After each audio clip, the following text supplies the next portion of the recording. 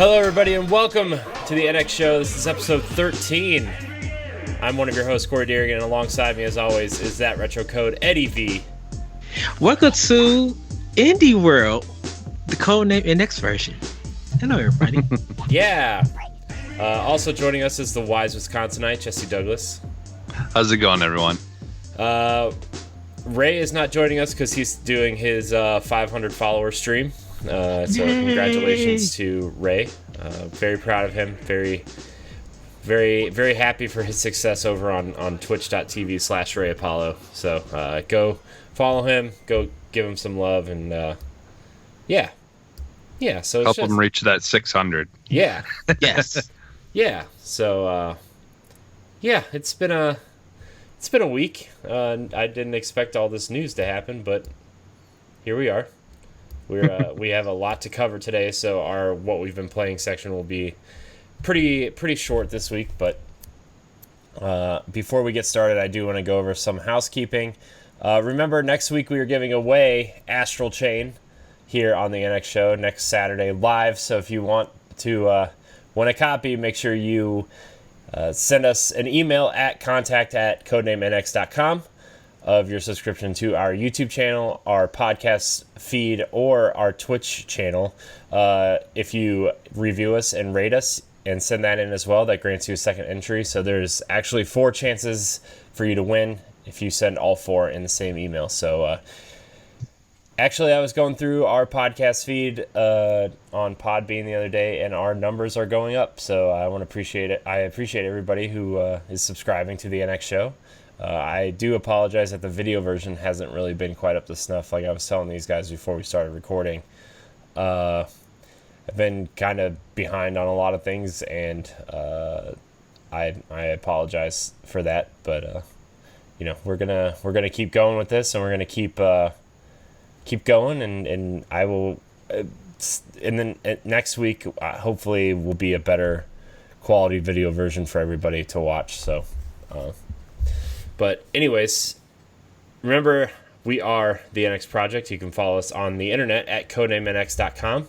You can download the NX Show every Wednesday morning on your podcast service of choice. You can join our Facebook group, facebook.com/group/the NX Project. You can follow us on Twitter and Instagram at the NX Show, and like our Facebook page and follow all of us around the internet.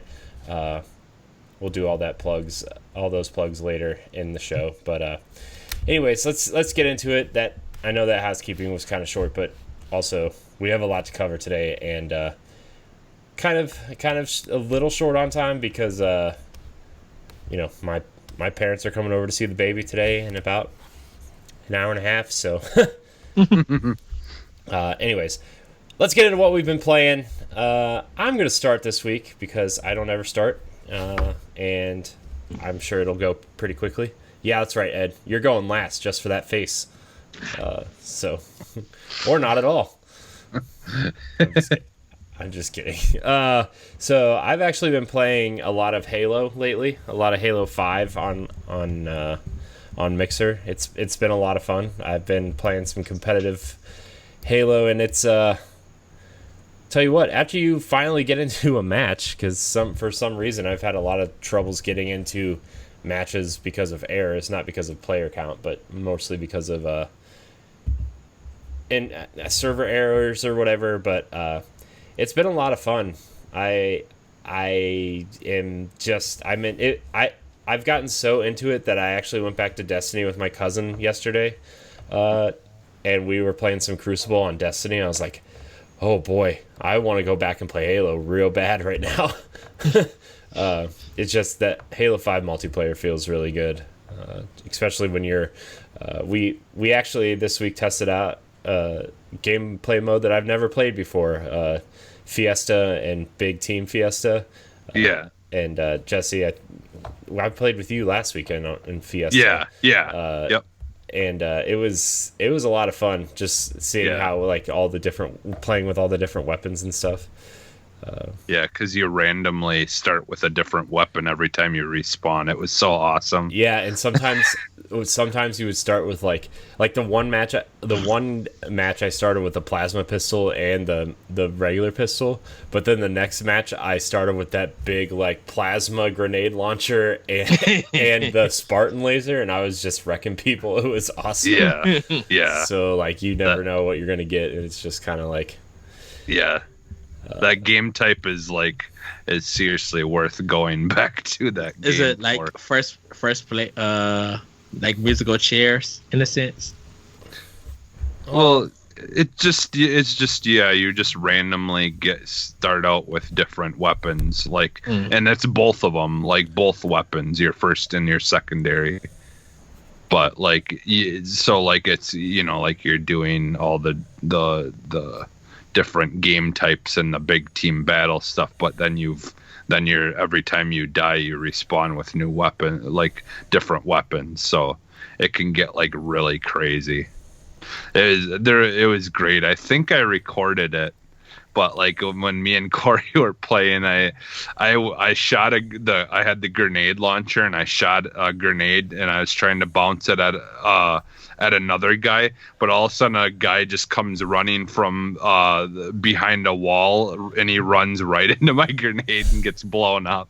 Wow. It was hilarious. I'm just like, oh man, that was like perfect timing. yeah.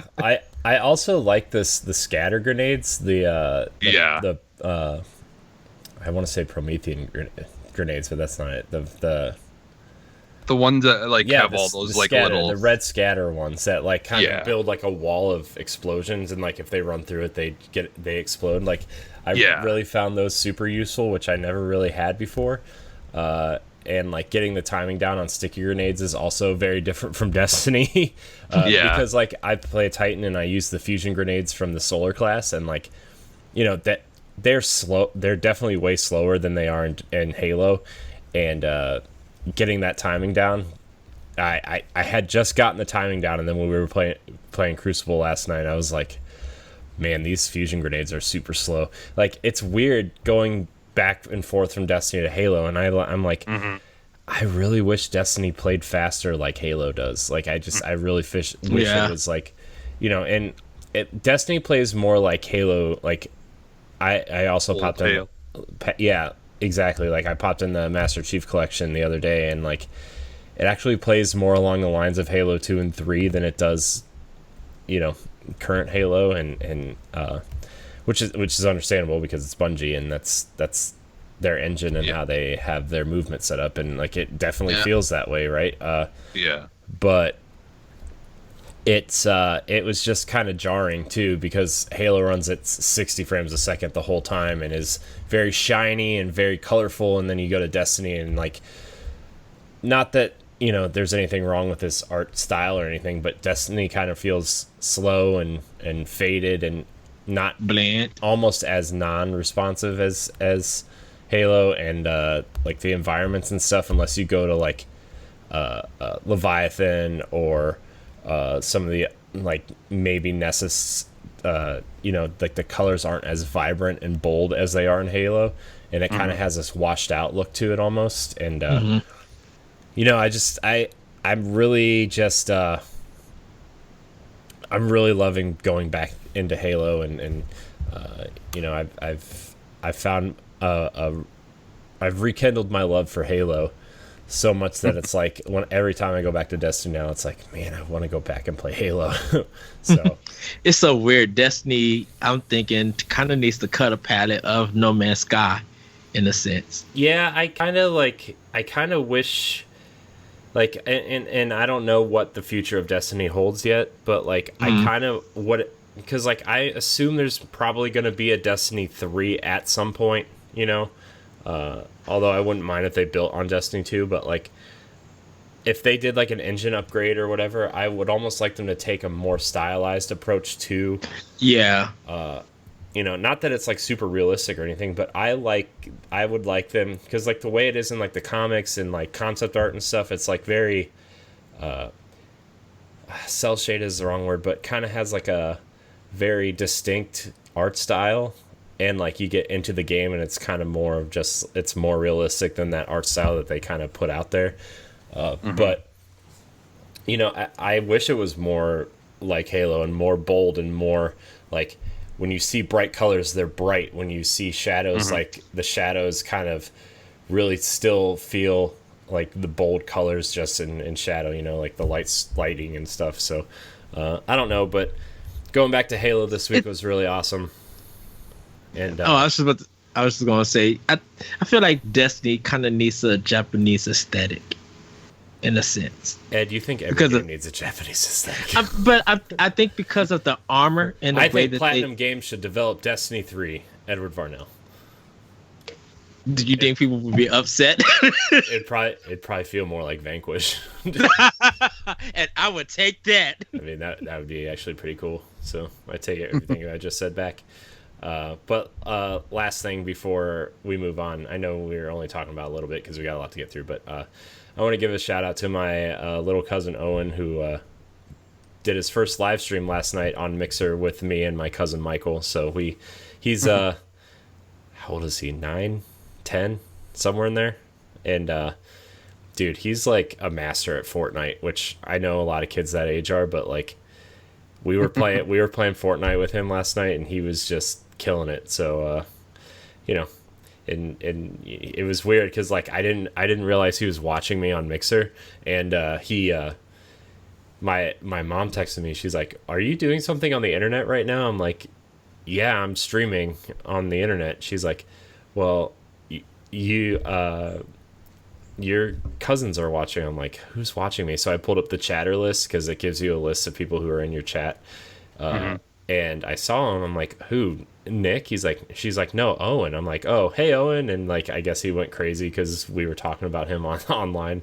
So it was kind of cool. Because like he wants to do that. Like he's like he set up his own YouTube channel and everything. So I told him I would help him with it. So that was kind of cool to see. Like, oh man, like it's sometimes you just forget, like when you're doing stuff on the internet, that like real people might be watching you. So Yes. Also, my mom watched a little bit, so hi, Mom.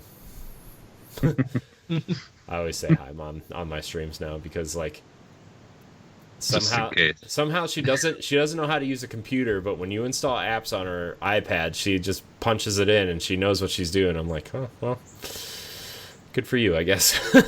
So good job, Good job, Mom. Moms, we love them.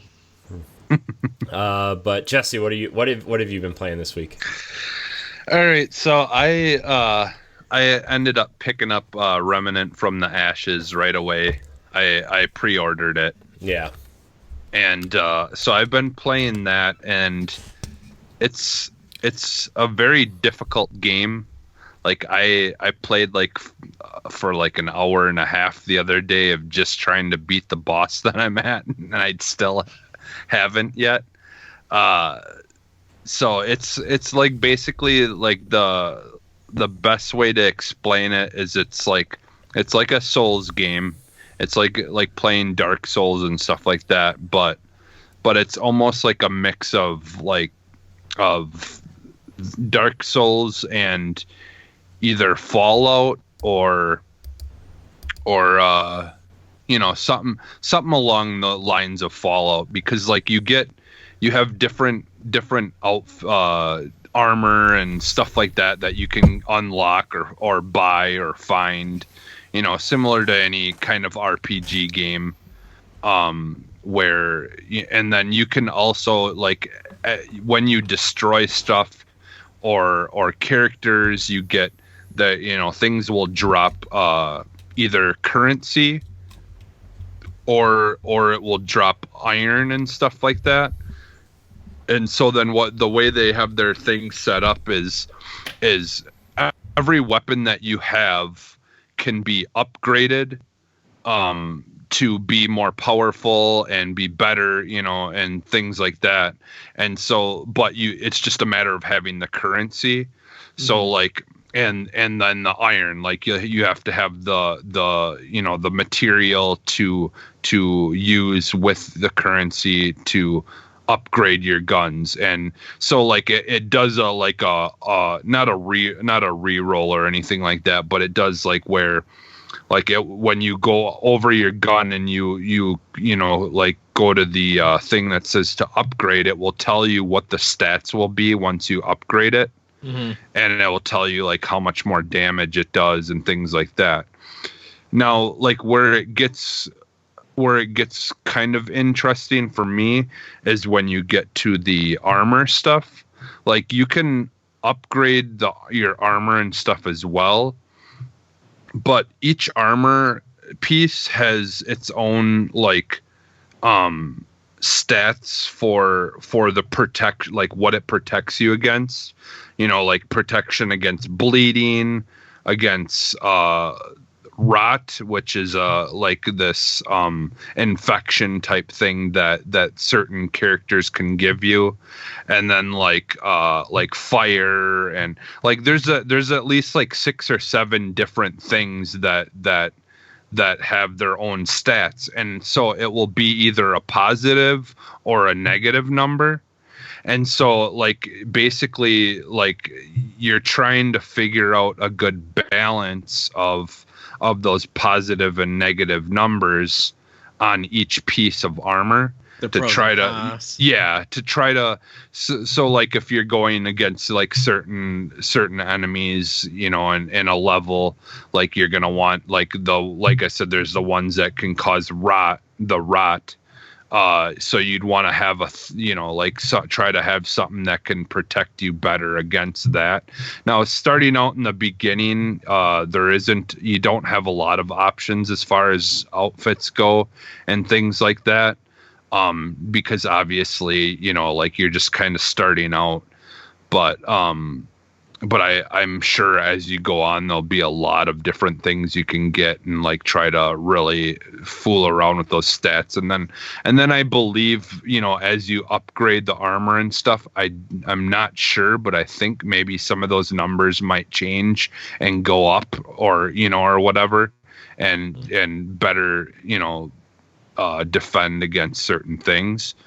But for me, the really big seller of this game is like it does all those things really well. It does the gun, the fight, you know, the shooting and stuff feels amazing. It feels like you're playing like a Division game. I mean, the shooting feels awesome.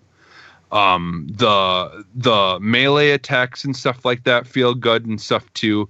Like the only thing that's kind of a little different that took some getting used to is, unlike Dark Souls and stuff like that, it doesn't really have a lock-on button that I know of. Like where you will lock on an enemy and then, you know, you can, you know, just attack at them or whatever. It's unchained. So like you just kind of swipe at things and you dodge and all that stuff like you would do in Dark Souls, but you just don't lock onto a character like you do in those games.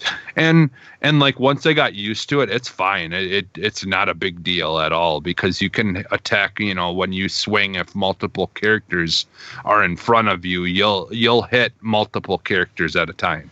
So it's not like they've kind of, you know, like set it up and it works really well.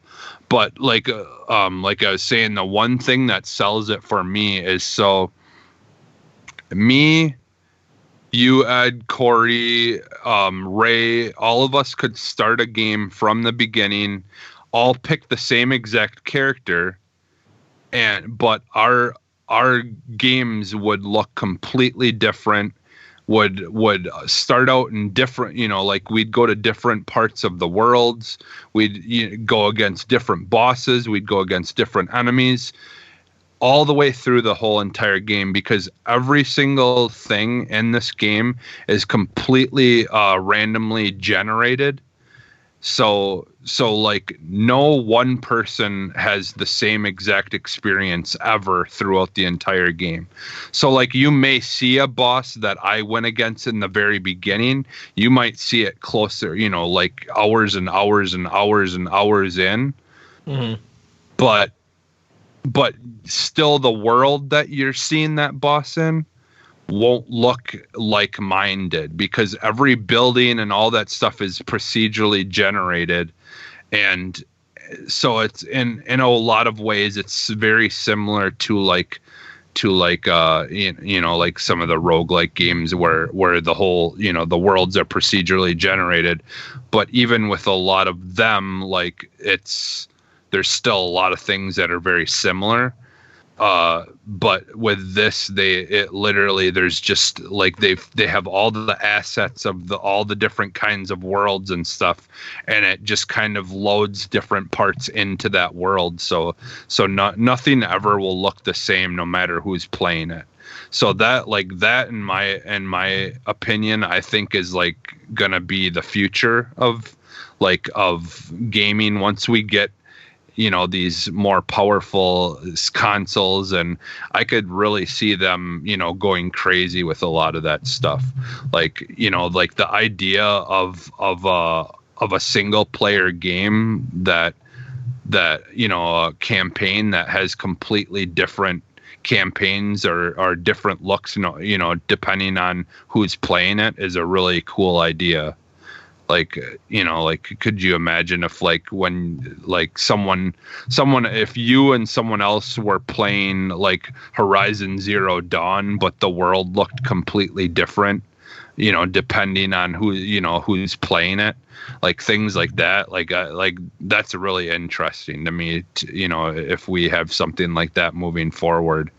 That becomes more and more often, It would have to be more games digging in that rogue like design into it, because some people, if they're not paying attention, that you're getting all players are getting different worlds, they wouldn't even recognize that they're playing a rogue style kind of game. Yeah, and like what's cool though is, so it is a co-op game, so and it's unlike a lot of the other games, like like the Souls games and stuff. A lot of times some of those games are kind of finicky when it comes to trying to join people in their game, depending on like what your levels are and all that stuff. With this game, you don't have to worry about any of that stuff. Unfortunately, I think it scales to whoever has the higher level. So that means if your friend that's joining you is a higher level than you, then it will scale to that person. But I feel like for the most part, it's like, you can always just kind of start have your friends get to a certain point or whatever, or it doesn't really matter, because honestly, like in the beginning, it's it doesn't make too much of a difference, your upgrading of things, because it's more along the lines of you just upgrading your skills of like you have certain skills and things that you can put on guns and stuff as well. Like different things that the effects that the guns can have, kind of similar to like Destiny and stuff, like what they have, like where a certain skill on the gun will or Division 2. So it's honestly like a mix between like Dark Souls, Division, and Fallout, like kind of a mix, like a good mix of those three games. And I'm loving it. It is like a Souls game. It's very difficult. Like at times, the bosses, like the boss that I'm on, I think has like 6.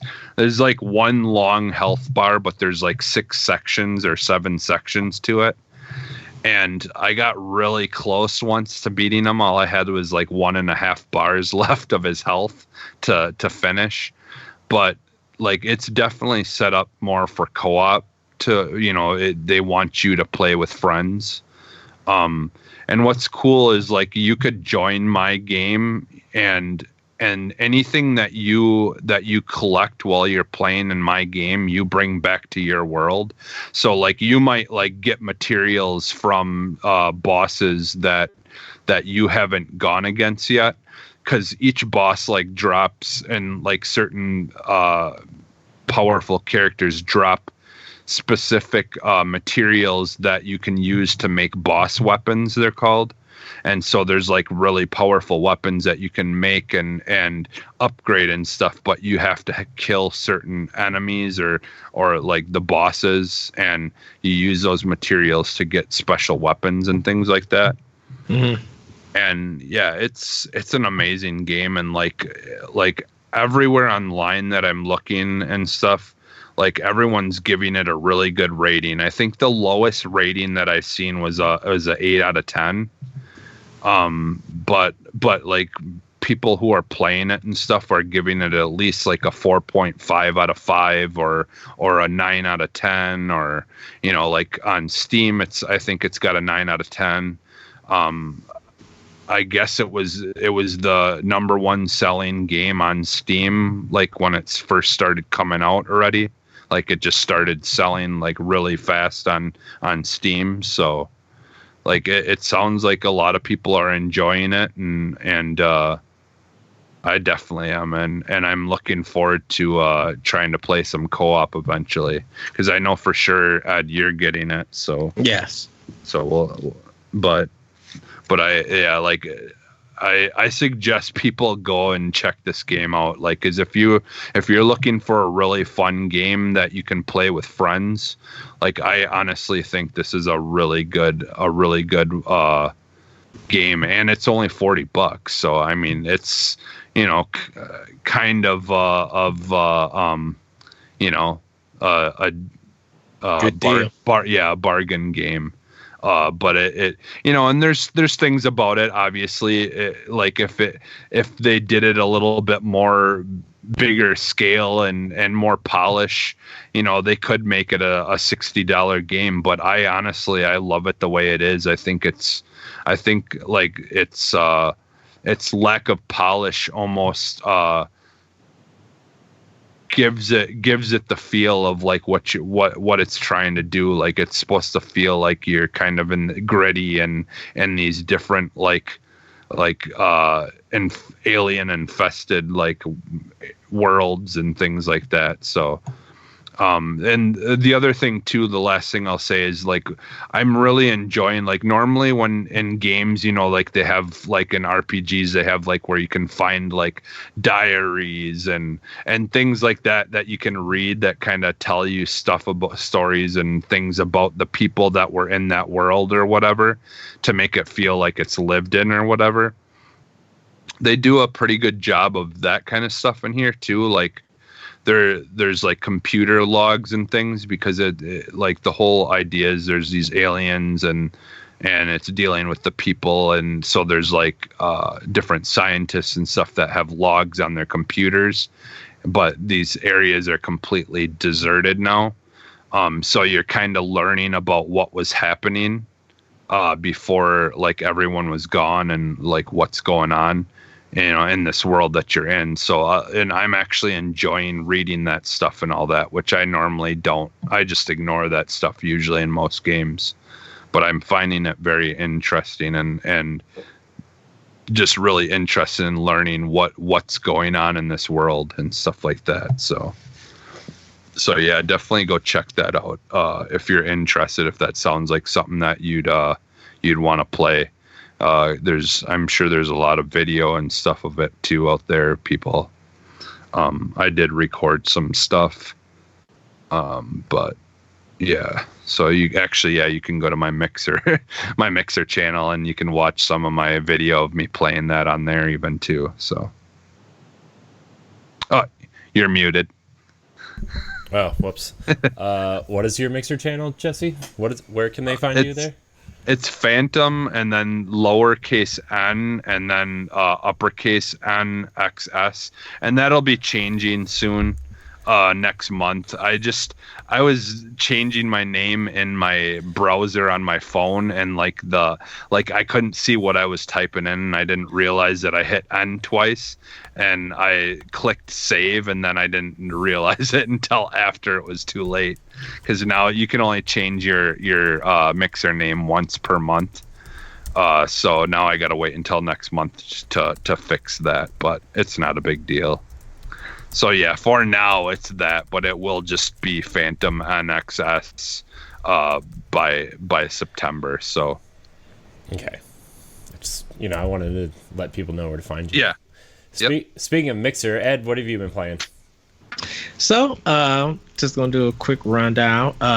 On Xbox One, I've been doing the Halo 5 campaign, which you guys could also check up on my Mixer page. I'm going to be recording the whole campaign and later editing some videos about it, so you guys be able to check that out. What is that Mixer channel? It's the Lyrical One, capital D-A, capital L-Y-R-I-C-A-L 1. So you'll be able to find me there. I still am on Twitch. That's going to be more for my PlayStation stuff when I get around to it. But I've been focusing a little bit on Grandia HD. Playing the first one, getting really far into that game. I think I'm at the halfway point at it. But I also picked up Oninaki. This is one from Tokyo RPG Factory, the company who did Lost Sphere and some other titles. And this is an action RPG where you meet different daemons around, and when you get that daemon, they will work with you to do special attacks and actually be your weapon that you would use to do a melee. And this game is bleak. So it deals with you are a watcher and you are a person who help spirits who have long gone from that world to carry over for reincarnation. But the thing about it is there are some people who don't want to go. So you as a watcher have to find a way to help them, realize that it's okay to move on and stuff. And there's multiple characters in it, but you play as one, Kaguchi. You play as him, and he kind of have no regrets sending people or even killing people in the world that there's in so that they could go with that person and stuff. And it was just like the first 15-20 minute story beat, and I was just like, wait, what? and people, there's a lot of things that deals with sacrifice and stuff, and it's the cutscenes are kind of anime, but it's really kind of fun. It takes a while to learn because there are two parallel worlds. There's the light world and kind of the purgatory dark world, where when you're in the light world, you can't see the spirits, but you can see an outline with them. But if you go into the purgatory mode, you will see them and you can actually speak to them, where the light people are in a shadow. When it comes to gameplay, with your daemon, you will also continually to level up, but you also get these blue spirits, and with those blue spirits, you could go to a skill tree for that daemon and release their potential with more powers and with more specials. But you got to be wary. If you're in the light world, you do minimum damage, so you could do a good basic damage of attacks, and you yourself won't lose life. But if you go into the purgatory world, you could do a lot of damage, but they also take a lot of damage out of you. So if you stay there and you thinking that you're gonna be able to fight a boss or anything, they could take 2 or 3 hits off of you and you're dead. And so you'll continue to get game over. So I have got some game overs in it because I was still learning the world. But it's like the more you level up, and the more work you put into your daemon, the stronger you would get. So you'll be able to survive. When you're in the light world, when you walk through that whole area, you'll uncover the map. But if you go to purgatory, you got to work that whole world all over again in order to uncover that same map. So you just got to be wary of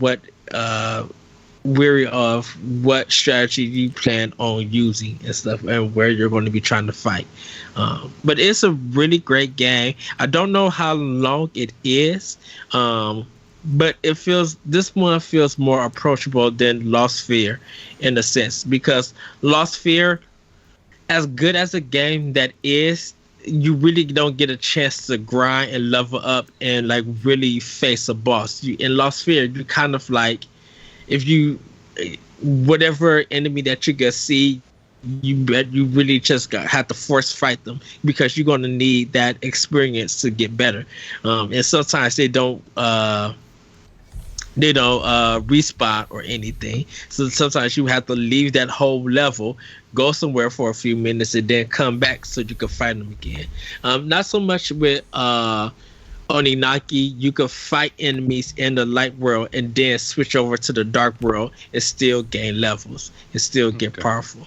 So the more damage you meet, the more weapons you will get, and the more powers you can unlock. Also, you can unlock the memories of the demons to understand their story of why they are attached to you and who they were in their previous life.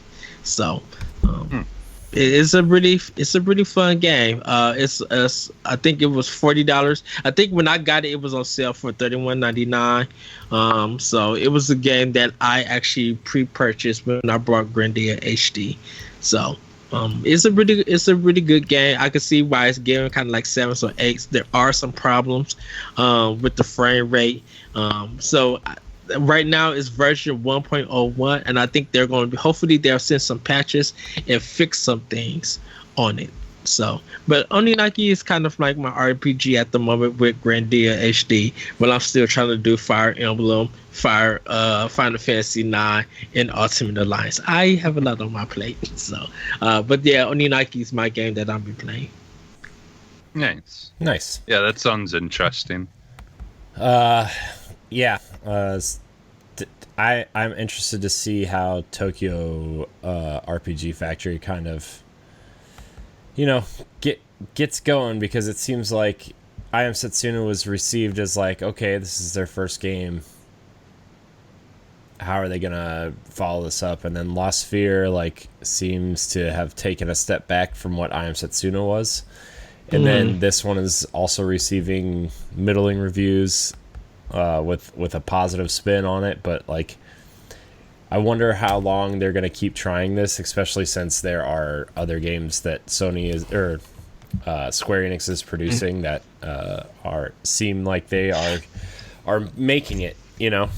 I think this is like middleware B-tier games, just like the filling the gaps, and I think they do a fantastic job at that. It's just something that is there, and whenever you're ready to play or you want to have like a high quality experience, it's there for people to get. So I think they can continue on. They may just need to actually think of doing different art styles and stuff. And try something different, because even though Oninaki is a different type of game, they're using kind of like their Bravely Default look and art style with their characters, but just a little bit high res. And I think they need to change it up. I think something like Octopath Traveler, that 16-bit style, I think will work wonders for them if they decide to do it. But I mean, their games are suitable and playable, so yeah. Nice. Well, what do you say we get into some of this news, since there's a ton? Ooh, goodness. From Monday to Tuesday. Before we move ahead with the news, I do want to say that we are actually talking about moving the show from Twitch to Mixer. The NX Show has a Mixer page. You can go follow it at mixer.com/the NX Show. And then you can follow all three of us on Mixer as well. I know we're trying to get into the news, but I'm really enjoying Mixer, to be quite honest with everybody. It's been a very pleasant experience, especially last week, a couple days ago now, actually, since you guys were in the chat, and then I've been in some Mixer Facebook communities, and there are some partners in there that have been really helpful and encouraging and stuff, and it's been a really pleasant experience. So well, I like the whole currency thing where you kind of can help discoverability by people who are watching. You can use your Spark and all the different things that they have in it, and like when you post stickers or things like that. I believe the way that works is it helps your notoriety. It like helps you like be seen more, or maybe that's the other ones. I forget what they're called, like the embers. Yeah. So like that takes like real world money, but it helps people be discovered and things like that. And so it's kind of like you're helping pay to get them, people be noticed and seen and stuff like that. It's a really interesting setup how they have everything, and just like the whole sticker things and stuff, and like all of it, like from what I understand, all of it kind of helps. But I also like the co-streaming stuff where like people like on Twitch you can host people.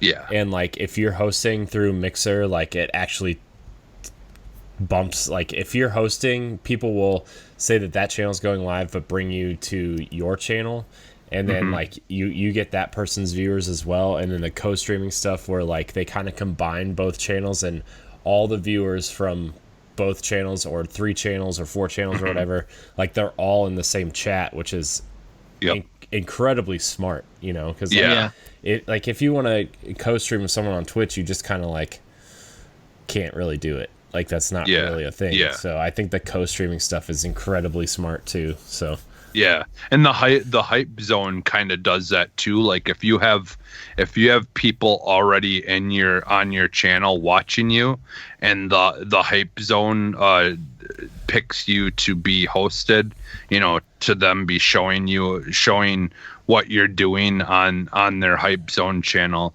then all the people who are watching that hype zone channel will be brought to your channel and will be watching while they're hosting you, or while they're co-streaming or hosting you or whatever. Yeah. And then once they move on to the next person, people have a choice to stay there and continue watching you. Yeah. Or move on with the rest of the group. And that's really cool, because I've twice had that happen. And the one time when the hype zone came, 2 people stayed and watched for a little bit. So that's another cool way to bring people to your channel and help you get discovered. Like just by playing, certain games, you can help get discovered, and just playing, like something that's a little bit different from whatever everyone else is playing, that will ultimately on here help you get discovered too. Because like me and Ed were kind of talking about it a little bit before we started the show. I was looking at stuff like all the people that they were showing like at the main page, and at first I thought it was just showing a bunch of Fortnite people, but it was all people playing something other than Fortnite and stuff like that, which is cool that they're not just like promoting the people who have 1 million viewers who are playing Fortnite. They're hosting people who are playing other things, or advertising people who are playing other things, and people who are need help getting more viewers and stuff like that. So it's like it definitely seems to be better about that, and that's something that Twitch doesn't really do as well. I feel like helping people who don't have as many viewers and stuff like that. But yeah, so like I said, I met some people in some Mixer communities, and like they hosted my stream, and people stuck around and chatted. Like I think there was like 16 or 17 people in my chat at one point, and I'm like, and that was like really crazy. And I know you guys were in there, and it was that was probably my favorite stream I think I've ever done was that night. And I shout out to Toucan Gaming and Battlebugs and Darth for all hosting and chatting, and Blades also. So and I have a few new Xbox friends too. So yeah, that was cool. I really thought that was a cool thing. So, but anyways, this news we got news. There's so much news. I don't even know how to get through it all. First of all, I kind of want to touch on the Game Informer layoffs stuff, and a lot of people just think it's a magazine or whatever, but I actually really enjoyed their online content as much as their magazine, and for people who don't know, Game Informer had 7 people laid off this week because of a GameStop restructuring, and they were all pretty. For people who follow Game Informer, they were all pretty vital to the Game Informer system, and just watching that train wreck this week was just really, really sad. I kind of reached out to them and through Twitter and kind of wish them all well, and kind of I even feel bad for like the people who are still there and even the higher ups at Game Informer, because that wasn't their choice, and like Andy McNamara on the Game Informer show was just like literally feel like he was about to bust in tears. I thought, I can't believe he was like holding it together, because on Twitter he was like, you know how you get together with people that, and like, you work with people, and technically it's a job. You go, you do your work, you get paid, whatever, but you build friendships, and with a team that small, you kind of like build a family around it, and you kind of build camaraderie with everybody, and then all of a sudden just half of your family is gone, and half of your workload doubles, and you just kind of feel terrible all the time, and like they've had to delay a bunch of stuff. Like Jesse, you and I were talking specifically, they don't even know if the podcast is going to continue right now because of all the work that they now have to put into restructuring what Game Informer is. And like, I really thought they were going to sell Game Informer before they started laying people off. That was my initial thought, was like, well, if GameStop goes under, I wonder if Game Informer will exist as its own entity, if they'll try to buy themselves out, if they'll be sold, The funny thing is, Game Informer is strong enough that they can stand on, and I think people. Yeah, I mean that's the thing. That's what you said, Ed. That's the thing. They're the only part of GameStop's business that's had an upswing year over year. Yeah. So sorry, I didn't mean to interrupt you, Ed. Oh no, I'm just agreeing with you. Like, I personally think they could stand out. I think there are enough people who still read their magazine and still go to their digital content, and they have a big things of subscribers and stuff. I think Game Informer. Yeah, go ahead, Jesse. Well, in there, I was just gonna say, and yeah, they're just so good at what they do. Like, like that's why.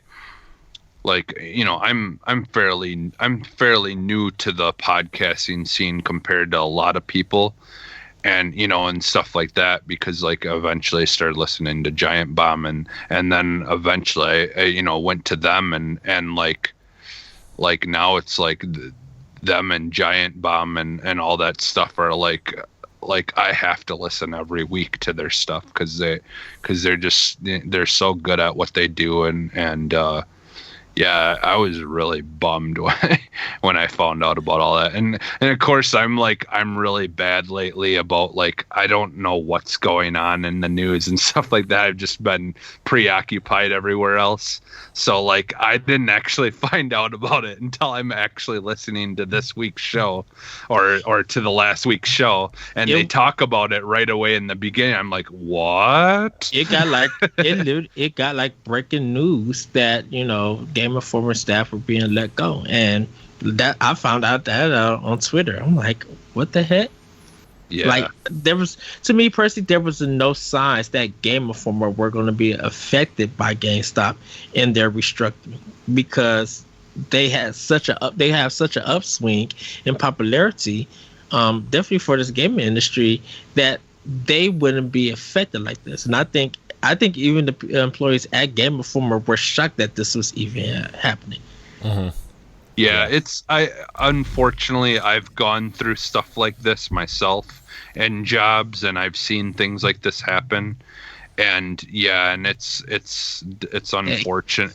It's unfortunate. I know you have too. Yeah, two stores closed.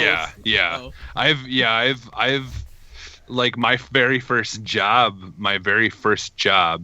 I got laid off because they closed, and then the job that I went to from there ended up eventually closing, and then like it's just been like every single place almost that I went to, there was some kind of like laying off but yeah, like it's just such a bummer because like there's always the people usually making the decisions are people who don't know anything about what's going on. Yeah. Like a lot, it's unfortunate. I've dealt with that too. I like a place that I used to work at, the guy who owned it was a restaurant who owned it, and he obviously knew nothing about restaurants or anything. He just knew that he had money. He knew he could give money to something to make it go, but beyond just funding things, like he had no idea of the business or what he was doing or anything like that. And unfortunately, that a lot of times is the case. The person paying for something to exist usually has no idea what that thing that exists is even doing. Like they have no clue. And unfortunately, that's why a lot of bad decisions get made and why things tank, because they don't know what they're doing. Yeah. They've lost a connection with what that thing is. And honestly, I feel like you'd think it wouldn't be that difficult to just try to understand the thing that you're running, like what it is and how it works. And the people who work for it, and I feel like it wouldn't take that much effort to be able to make better choices. But I guess who knows, though. I'm not in that position. But so with GameStop in general, it's a two-way street in a sense, because the landscape of gaming is changing in a sense. You hear people making that decision that they're going to go all digital. Yeah.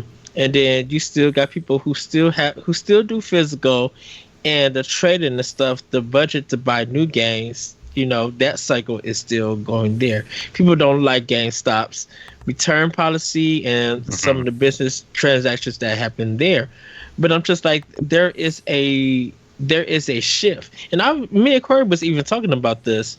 We were talking about this when we was recording Tuesday, that GameStop, not GameStop, Microsoft, when they was talking about all the used game deal when Xbox One first got announced, how people were so upset about that from people making feel like physical is still going to be important and used game sales are still going to be important. When Microsoft reversed all of that, got rid of all of that, it's the shift in buying games and acquiring them has changed.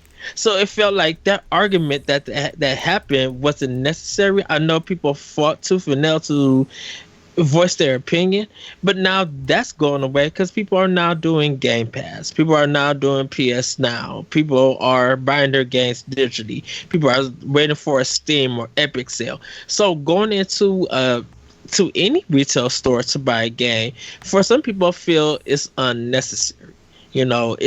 You get to play the game quicker.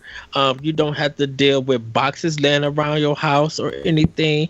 Everything is just right there in front of you and stuff. The only thing you literally have to deal with a digital sale of a game is its license, and that's it. Or if they take it off the store, you can't re-download it. So I think GameStop, their business got affected by that, and some of their business decisions with their rewards card and stuff have irked some customers and stuff. It's just weird on how they are going to go about it from now. And it's sad to see those employees that got fired from Game Informer, and I think like you said, Corey, all of that stuff was out of their control. Yeah. So it may get to the point where we might still get the Game Informer podcast, but maybe if they do go independent, people will sign up to them if they do a Patreon.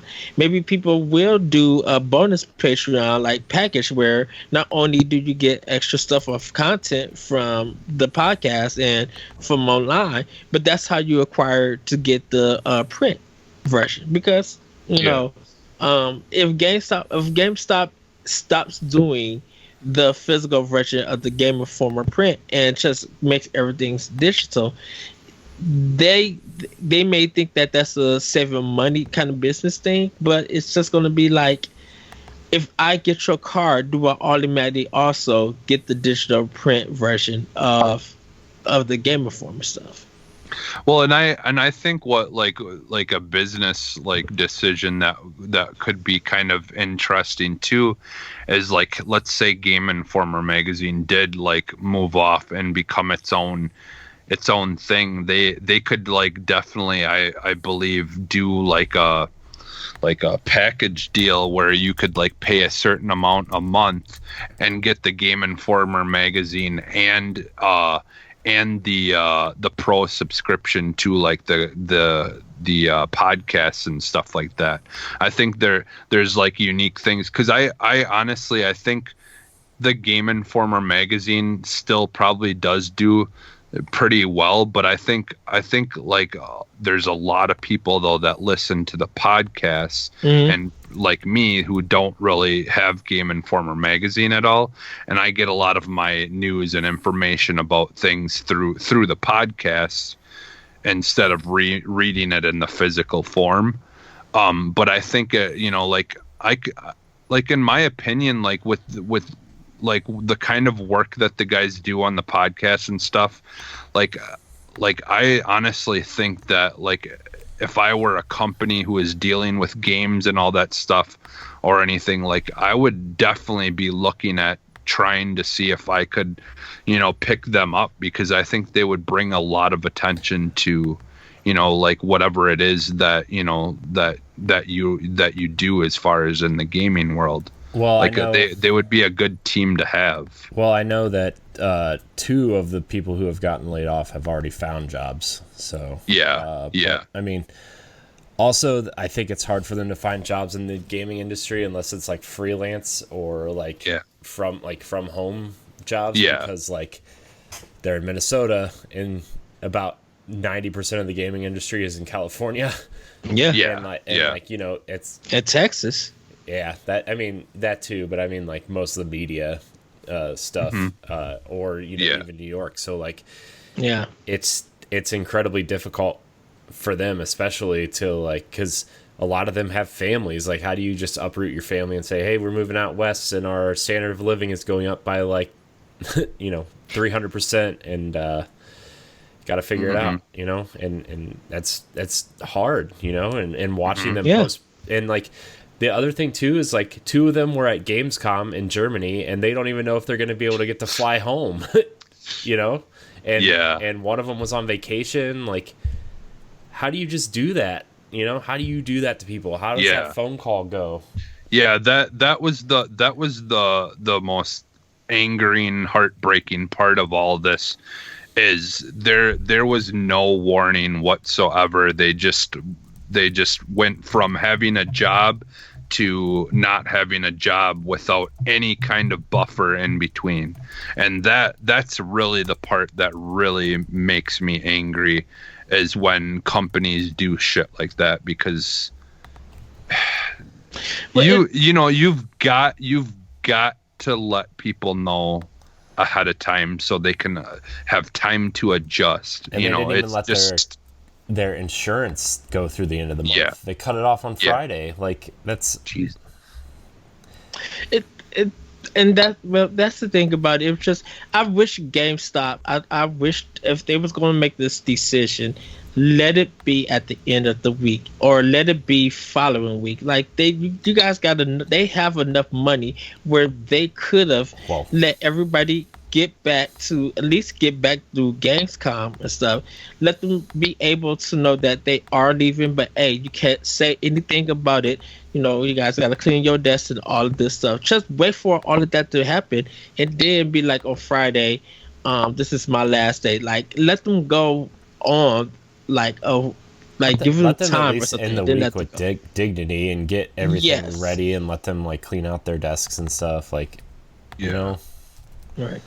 Yeah, and like you said, like let them actually, you know, continue out the rest of the month with their insurance and things until they can get back on their feet. Like, it's such BS, man. I hate when companies do crap like that. It's just awful. And I think sad.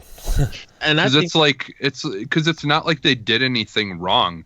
They freaking did their job day after day, and they worked their butts off, and then that's how you repay them. Well, yeah, maybe you don't, maybe you can't afford it, but they did what they were there to do. The least you can do is continue doing what you should be until everything is back, you know, the way. Well, you know, GameStop, they fired like 100 managers or 150 executives or something like that.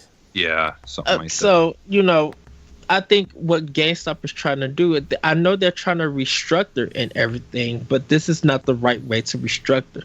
What they did to Game Informer is going to solidify that people are going to hate. People are going to not want to do business with you anymore, and that they will make sure that what you bring out fails. Because to that point, okay. Ed, what you said, like to watch them fail, like I don't even know if like, I mean, first of all, if you're going to restructure, why would you get rid of people in the only part of your business that's looking up, right? Like the only part of your, like, if you're planning on keeping Game Informer, like, why are you getting rid of people? Especially like, if you're gonna get rid of people, like I bet the 7 associate, or I think it was 5 associate editors, their managing editor, and a West Coast news guy. All right, like why?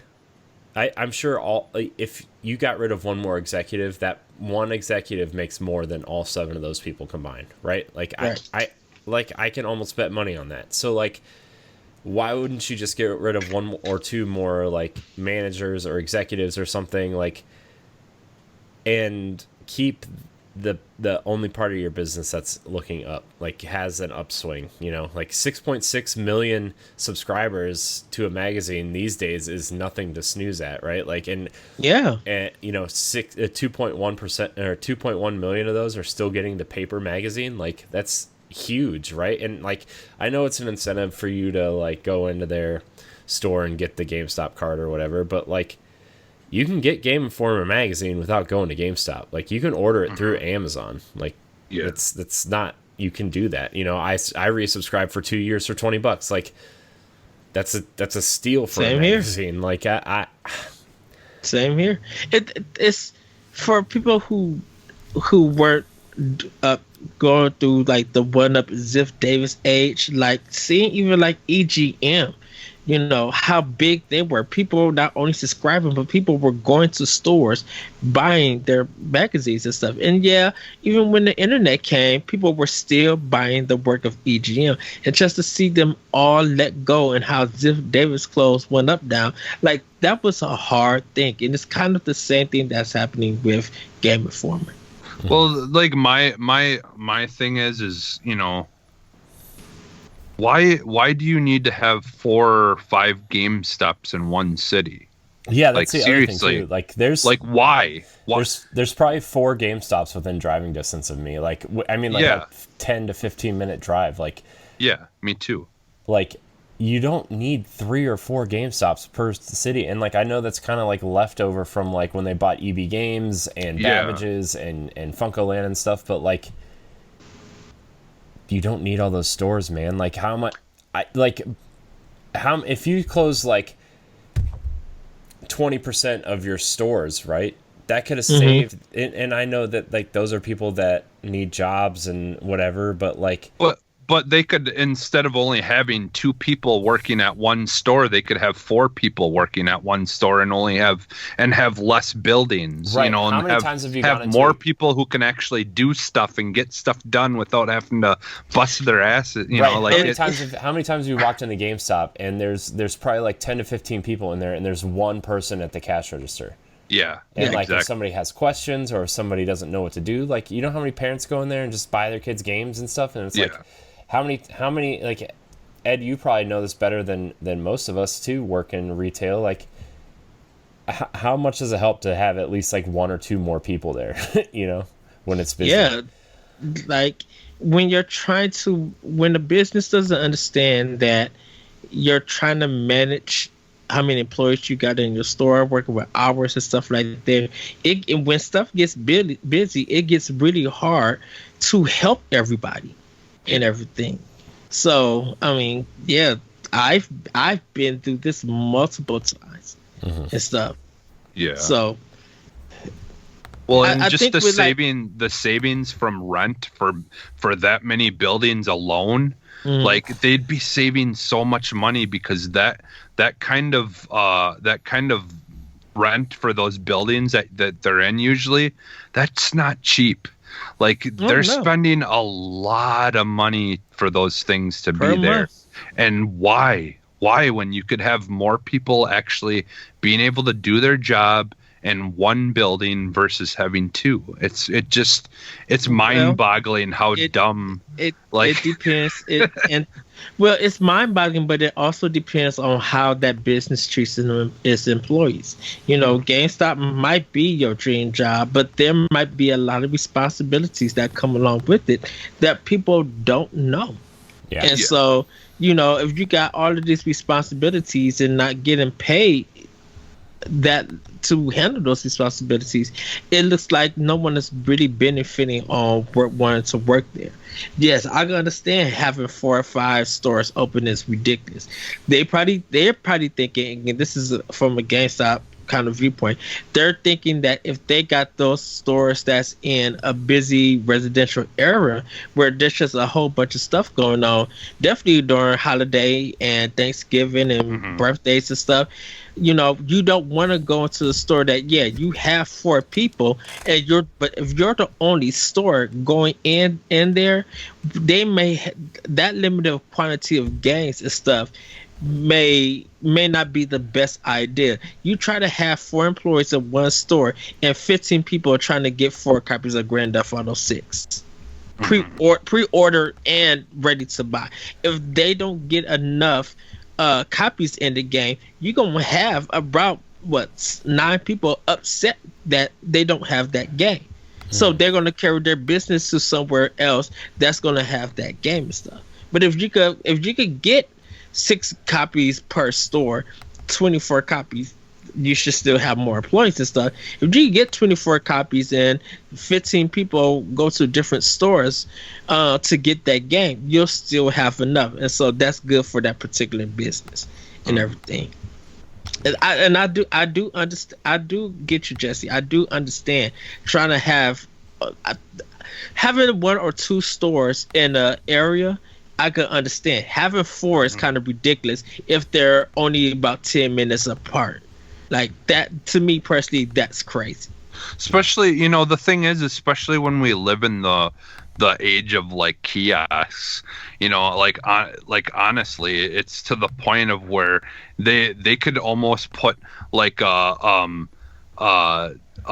red box style thing outside of buildings. And that you literally could just buy a game and it'll come out like a vending machine. And you know what? The building. You know what the problem with that is that shoot, you can't even get games out of the red box because they always gone. Yeah. So well, see, that's the thing is, I think honestly they should have been investing in their own version of Redbox that was just games and like. So all, you know, like all that space that you waste. People are trying to break into that vending machine to steal those games. Well, I mean, it's the same thing as movies, though. You're not. I mean, it's not like movies are, you know, block because from that type of behavior either. Yeah. Well, because honestly, like, I mean, with places like Blockbuster and stuff, no more. Like, it's harder and harder to rent games, and there's still a lot of people out there who would like to rent and try out games before they buy them. And that would be a good way to do it. Like, I mean, my son Max, he whenever they go to Family Video, he still wants to rent games to try stuff, because it's not easy as a parent to just buy every game and try it. So it's still a nice thing to have. And if they could do one that just focuses on games, like a Red Box, I think that it would probably do fairly well, because it's harder to find game rentals. The thing about it is that if a particular game shows up on a digital platform, they will probably get it there before testing it out. Or they'll wait and see if they got Game Pass and soon Stadia and stuff like that. They may wait for that to try it there and then go get that game, because maybe the price may drop, or they may have like a free weekend, or later on down the line a demo will come out for it. And it kind of depends on what genre of game that people are interested in getting. But that's the thing. It's kind of funny how, like, in the age of when everything had a demo, that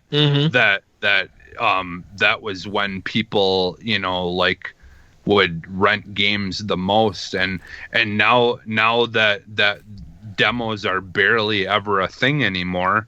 It's like now it would be the perfect time to have game rentals be bigger, easier thing to get a hold of, because we don't have as many demos of games and things like that to try before we buy it.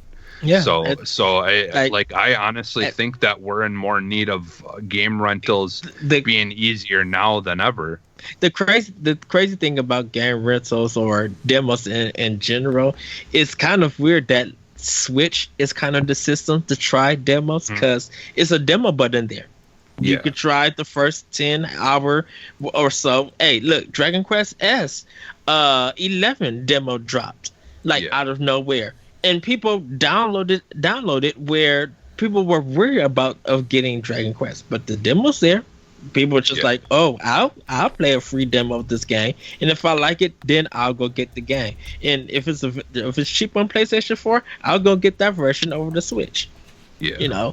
That demo is there. Why didn't Square Enix do that demo on PlayStation? It's just so weird when it comes to demos and stuff. But that's, I guess, our discussion on GameStop. Corey, you got anything else? Yeah.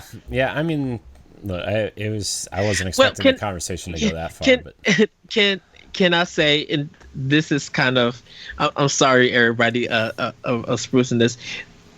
It was hard to get that information, and definitely with Sony buying Insomniac, and then the Disney and Sony thing happening. It was weird for Monday of joyous stuff around just gaming industry to happen to feel like it was like everything crashed in a sense on Tuesday with the negative news. It's kind of weird to have something. I don't think in my gaming history of seeing news of that happening, something very positive happening one day and then something very negative happening the next day. Yeah. So, by the way, Insomniac being purchased by Sony, pretty big.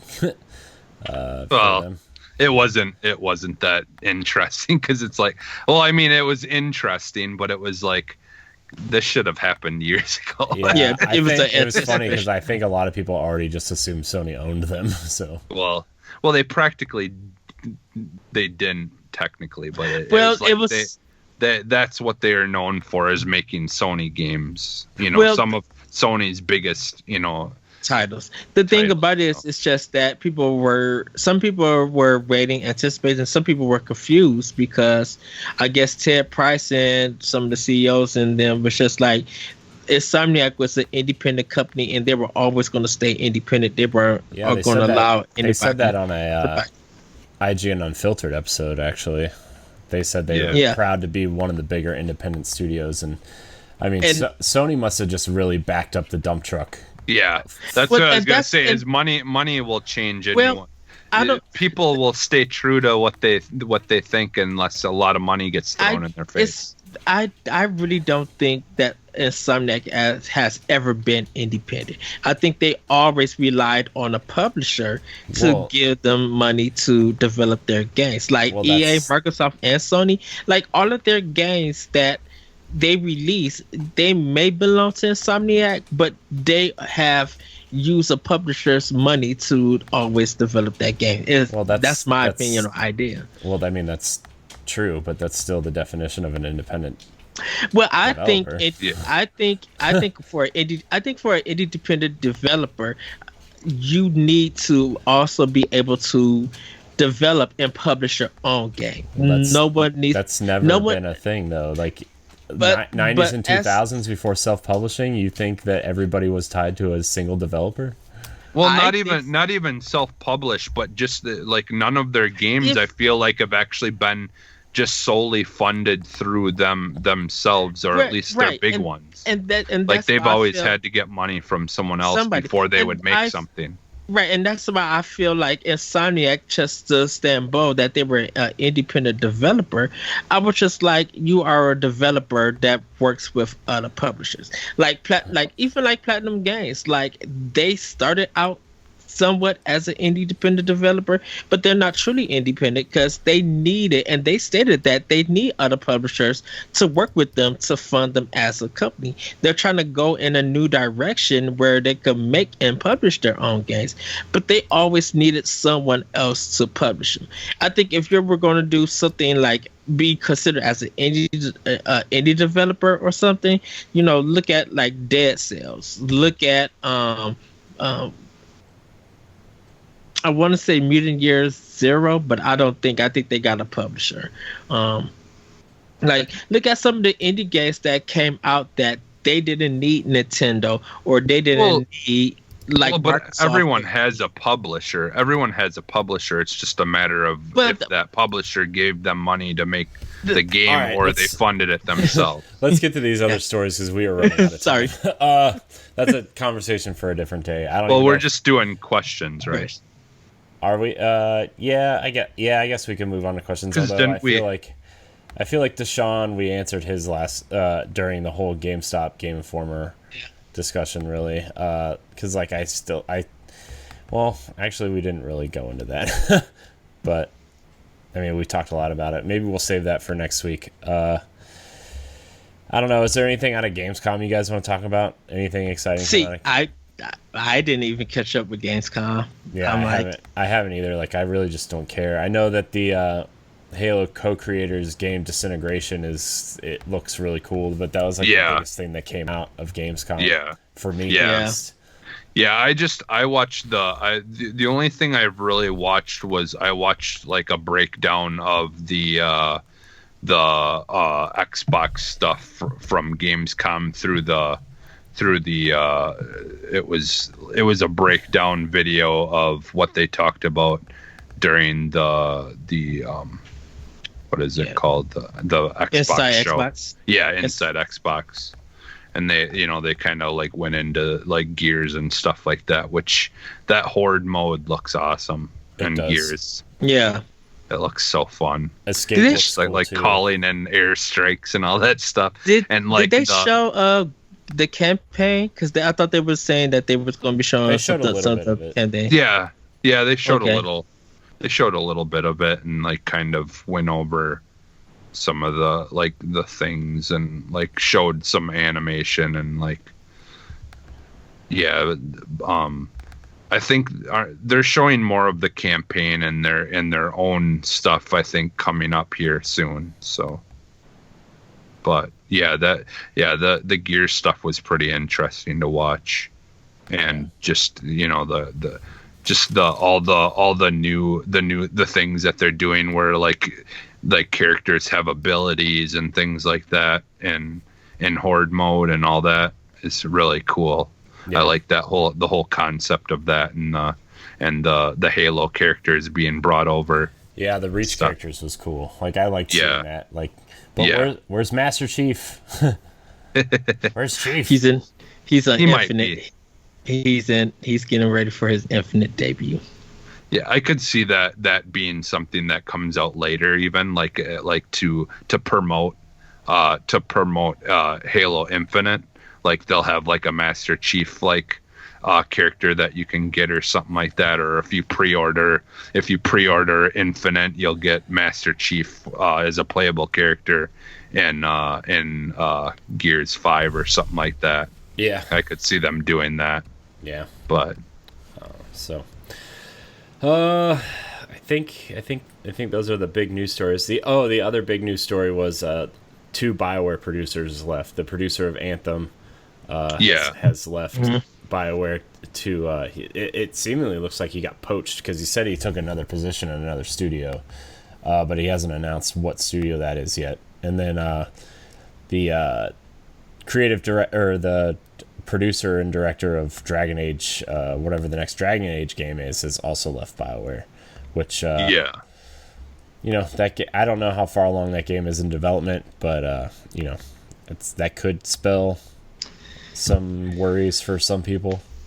I guess it depends on what his position. Like, you guys talked about it last week with the guy that had left the Halo franchise or whatever. But like, from what everyone's reporting, like, yes, he played somewhat of a big part in it, but at the same time, his leaving wasn't going to really affect anything as far as moving forward, because the people who are still there were doing the majority of that work anyways. Like, he was more of just an overseer, and like, and everyone else that is the core of what Infinite was going to be is still there, so it doesn't really affect anything with his leaving. So that that was kind of trickled out after the initial announcement of him leaving and stuff. Coming out. So that was reassuring. And kind of good to know. I mean, I didn't think there would be too big of a problem, because like, I was hearing them talk on some of the other podcasts about the first Halo and the second Halo basically being completely redone, and they got it all done in like a year or whatever. They got everything out, and they like restarted like a year before it came out or something like that, and had it all done and finished in a year. But I mean, it's a little bit more different nowadays, because games are much bigger and stuff like that. But but it doesn't seem like it's a big deal. Yeah. So, I mean, we'll see. We'll see what happens. We'll see how I think BioWare in the next few years is going to look really different, and I think a lot of people are going to kind of see BioWare in a different light. Probably it's going to take a few years. It's going to take some of Anthem and Mass Effect Andromeda to wear off, but hopefully, I don't think BioWare is ever a name that's going to go away. I think people are going to, when they think of BioWare, they're going to think of late 90s, early 2000s BioWare as like peak BioWare, and it's just going to be a different studio. Who knows? Yeah, who knows? I mean, they could figure things out and come out with something great, and all, Anthem and stuff will just be a thing of the past. I mean, it's really hard to say, because the gaming industry is constantly changing and evolving and becoming something different, or like, I really think with the next consoles coming out too, and having that more power and that more ability to do certain things, I think is gonna be a a positive and a negative thing in some ways, because it's going to be positive because they will be able to make better looking, bigger games, but hopefully the industry realizes that with bigger, better looking games, you've also got to give people more time and, and things like that, so it's, to me, it's just like, just because the game looks good doesn't mean that it's going to be good. There's a lot of factors that come to it. So even though they will have that power, and BioWare being as a historic company that they are, because they got a lot of strong franchises, it's just not going to be about looking good. They're going to have to be committed with the content that they give, and really bring out some experiences that remind people on why they are BioWare and why they are a top tier company. Yeah.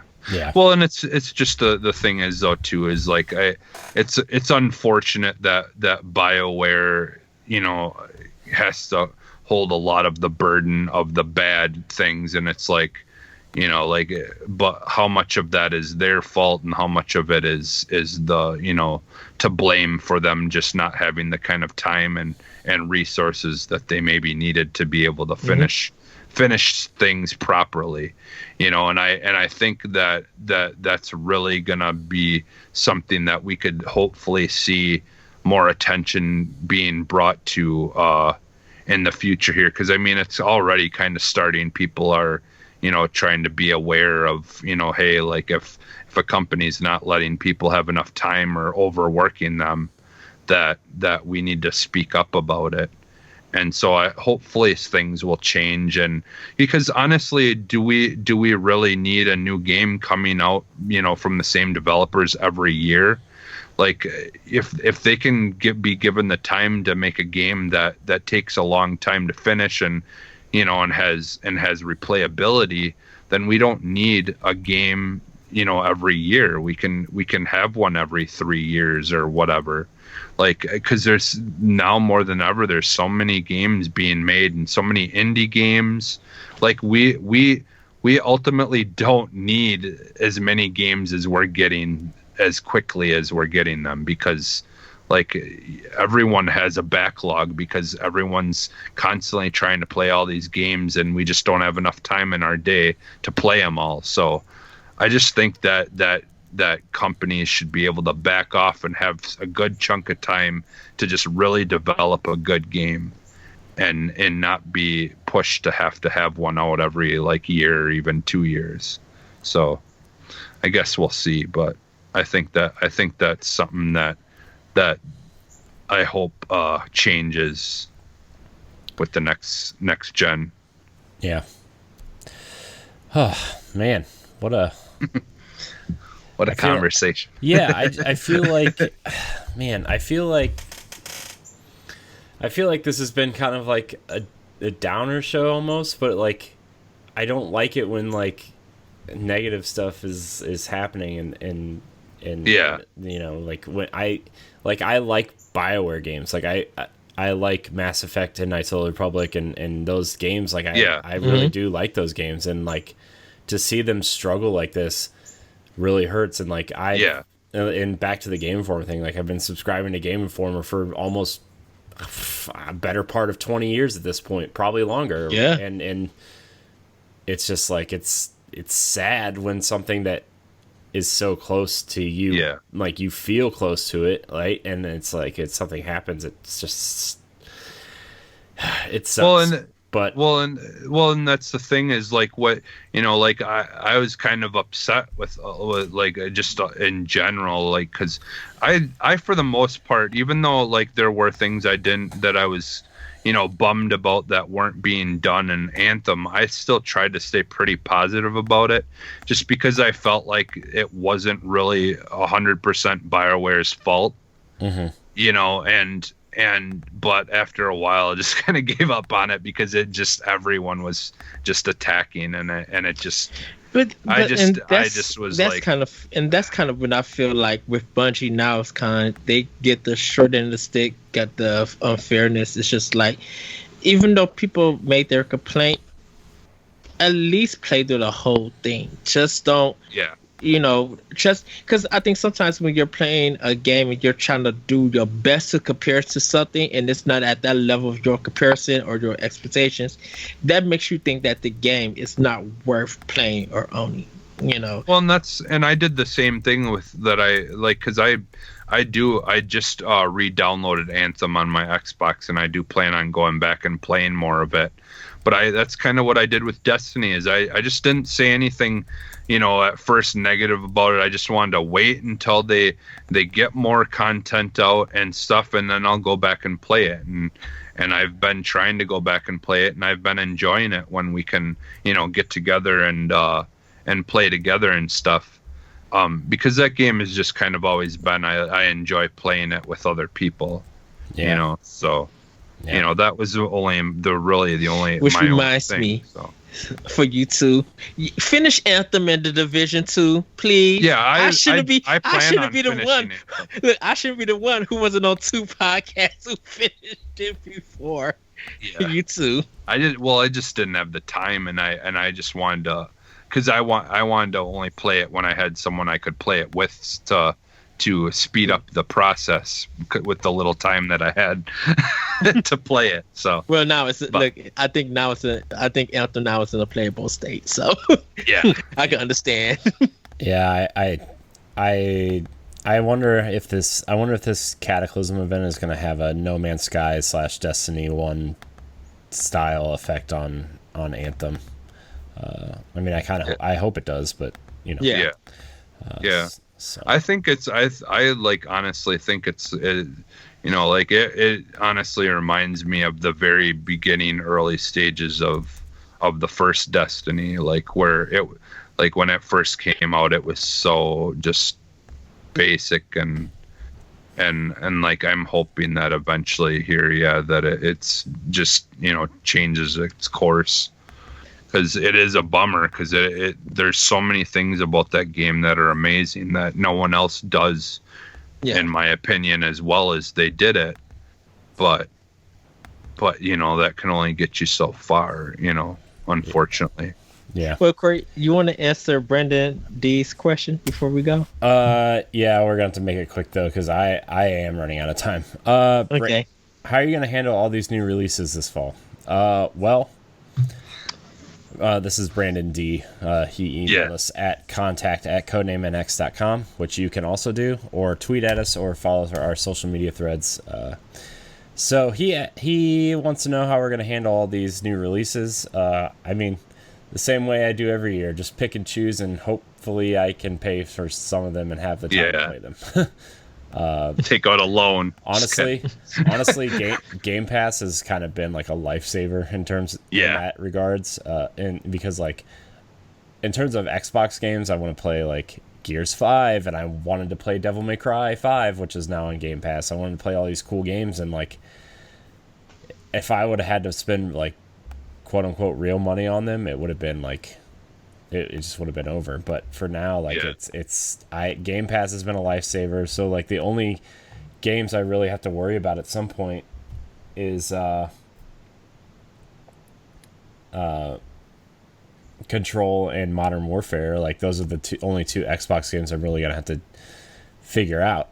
And then Nintendo is oh man, there's a ton of games in September that I really want in October. So I've kind of limited it to 5 games for that system too this year. So for me, I just plan on getting games, and the way that I'm going to handle them, that some will be backlog, but some of them I'm trying to play all the way through, finish it, and then go on to the next game. So I try to get them when they come out, or if I can't get them, wait a couple of weeks. And then when I got the time and money to get them, I'll go out and get them, and then play them as I can. I try to get through stuff a little bit fast, so I can move on to the next game. So that's how I'm going to handle it. Most of my stuff that I'm getting is Nintendo, just like Corey, Control and Modern Warfare. Still, I always talk about Wreckfest and stuff. I need to get all of that. One thing I can say is that I have nothing for Sony that I'm looking forward to besides Concrete Genie. I think that's the only game that I'm looking forward to Sony. So I don't really have to worry about that platform. And Borderlands 3, because of my decision and how I kind of view Randy Pitchford and his antics throughout the Borderlands 3 stuff, that game now can wait.